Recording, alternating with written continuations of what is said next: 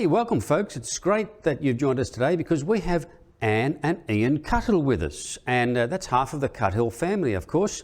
Georgiana and Michael are also part of the clan, and they've been coming here to church for 15 years now, which is a surprise to me, but anyway, that's what they've said. So we'll believe them, we'll take them at that, and we're just catching up with them today about what it's like being Christian in the current environment and how they're coping with all of the challenges that we're all facing during this corona time. So welcome, Anne and Ian. Thank you for coming here today.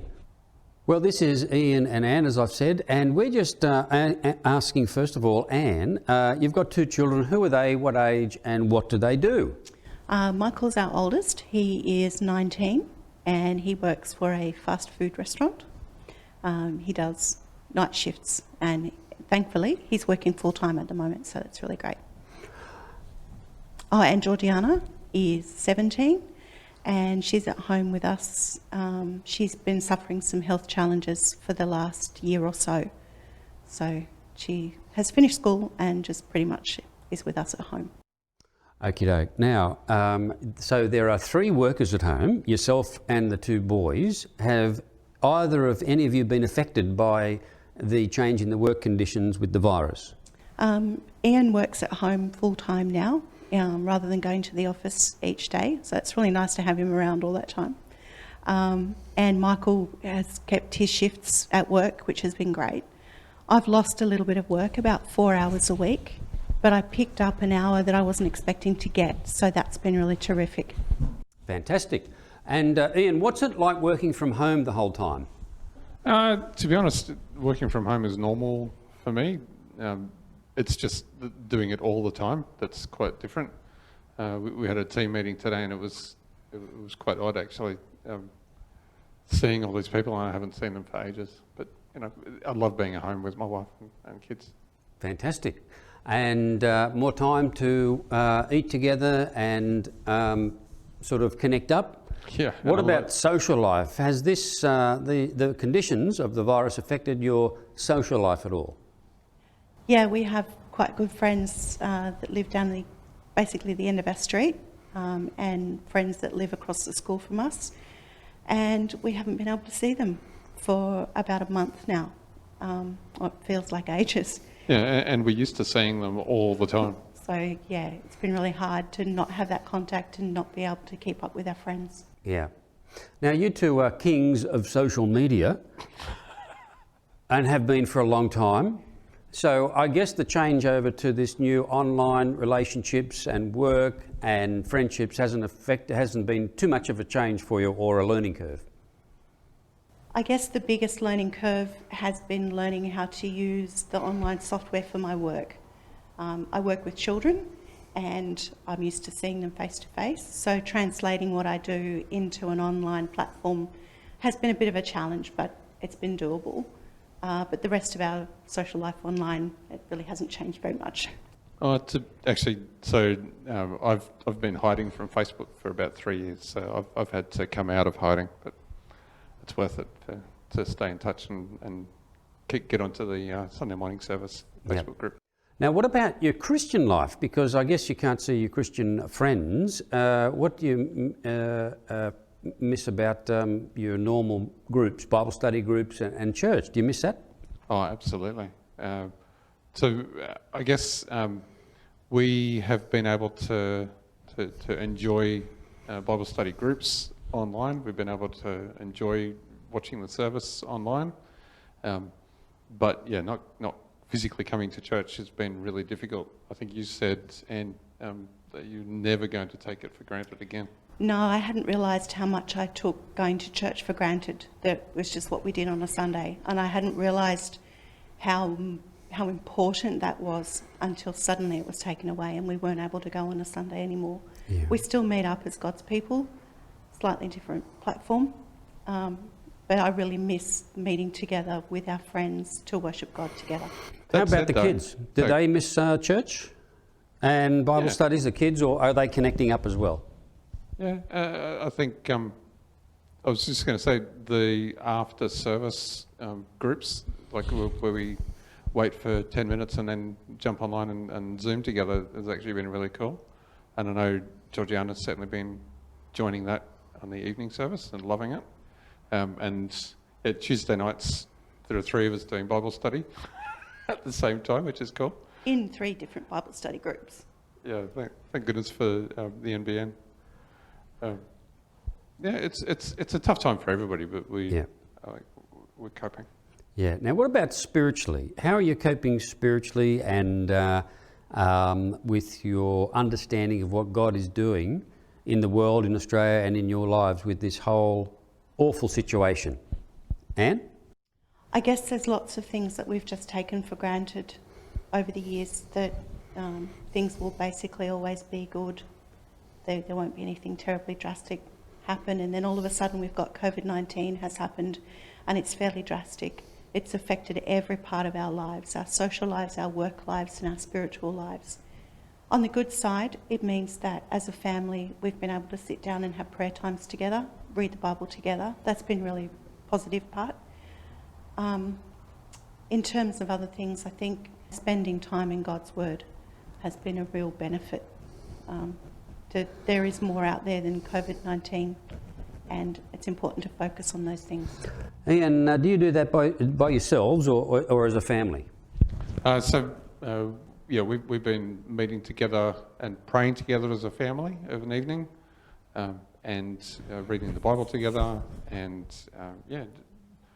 we've actually done more together spiritually than I think we've ever done. It's really good. And what about God? What do you think God is doing with this virus? Why do you think he's brought it? And how do you explain God, if he's meant to be good, by bringing this on the world? I have two views on that. One of them is that death, pain, suffering, none of that is new, and that's been part of the world since sin entered the world right at the fall. This isn't new. It's just the scale, I guess, and the concentrated nature of it. And the other thing is that God works in everything to bring his purposes about. And I think this has been a huge wake-up call for humanity that says we're so not in control. Not at all. Did you want to add? I guess we're looking at it, if you think about an artist puts paint on the palette, and when the paint is on the palette it looks really untidy and really disorganised, and that's what we're looking at the moment. But God holds the brush and he's painting that into a beautiful picture for his glory. We can't know what that picture is going to look like, only he can know, but he's in control, he's sovereign, and it will work to his glory. Yeah.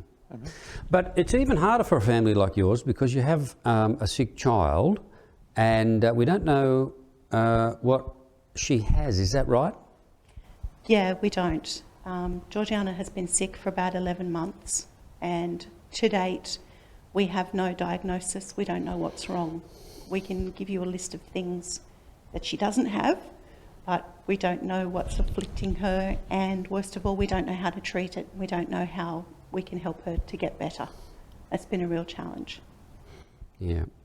And Ian, how is she coping with her illness? So it's a struggle.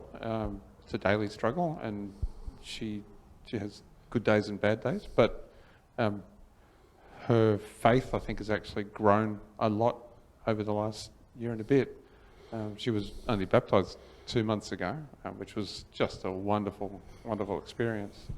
And she's actually had some great Christian influences in her life. And this present time, she's actually really enjoying having a lot more access to us. So she thinks things through. She listens, she comes up with things in Bible study groups. She comes up with things that she reads, and she asks us some of the hardest questions we've ever heard. She's good. Great to hear that a child's pushing the adults along. Oh yeah. Theologically. But talking about theology and doctrine and God, how do you cope with having a sick child? Why do you think God has allowed that, brought such an awful thing into your family? I don't know. But we try to take a very positive approach. We focus on God, and I happen to have one that God prepared earlier here, but if you don't mind me sharing that with you. Philippians 4, verses 4 to 9 says, "Rejoice in the Lord always." I will say it again, rejoice. "Let your gentleness be evident to all. The Lord is near. Do not be anxious about anything, but in every situation, by prayer and petition, with thanksgiving, present your requests to God. And the peace of God, which transcends all understanding, will guard your hearts and your minds in Christ Jesus. Finally, brothers and sisters, whatever is true, whatever is noble, whatever is right, whatever is pure, whatever is lovely, whatever is admirable, if anything is excellent or praiseworthy, think about such things. Whatever you have learned or received or heard from me or seen in me, put it into practice, and the God of peace will be with you."